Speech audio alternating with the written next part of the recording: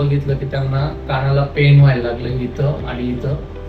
Actually बरेच patient काय करतात, कान खाजवण्यासाठी बोटं टाकतात, इयरबड्स वापरतात. त्याच्याने आपल्या कानाच्या चामडीचं इन्फेक्शन होऊन जातं किंवा तिथं फोडी तयार होऊन जाते आणि त्या फोडीमुळे पेशंटला बरंच सिव्हिअर पेन असतं. तर म्हणून जर तुम्हाला खाज येत असेल तर फक्त जस्ट असं प्रेस करा, जोरात हलवू नका, इयरबड्स बोटं टाकू नका. त्याच्याने स्किनचं इन्फेक्शन होऊन केस तोडा व्हायचे चान्सेस असतात.